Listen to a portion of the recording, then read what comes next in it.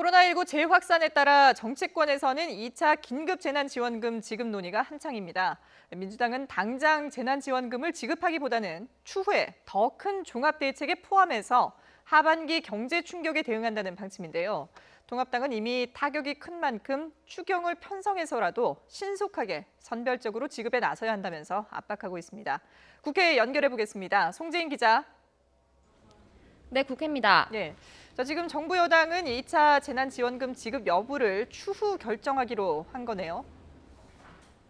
네, 그렇습니다. 다만 2차 재난지원금 지급 논의가 이대로 없던 일로 되는 건 아닙니다.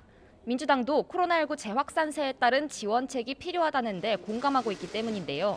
민주당 이해찬 대표는 오늘 아침 회의에서 사회적 거리두기 3단계 격상과 같은 극한 조치도 배제할 수 없는 상황인 만큼 지금부터 선제적인 경제 대응을 준비해야 한다고 강조했습니다.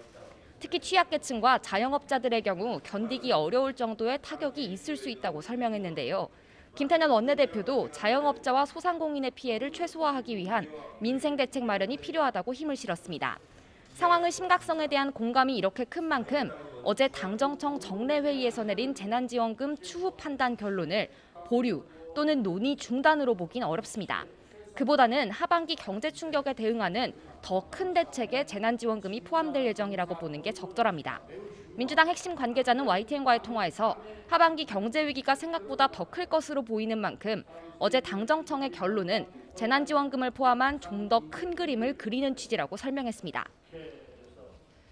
네, 반면에 미래통합당은 오히려 신속한 재난지원금 지급을 압박하는 모습이네요. 네, 그렇습니다. 긴급 재난지원금 지급을 추후 더 큰 대책으로 미루기에는 이미 재확산세에 따른 경제 타격이 크다는 겁니다. 통합당은 신속한 재난지원금 지급을 압박하면서 4차 추경 검토까지도 언급하고 있습니다.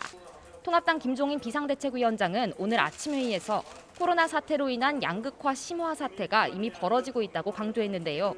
무엇보다 정부가 이번 2차 재확산 위기에서 4차 추경 편성을 하지 않을 수 없을 것이라고 단언했습니다.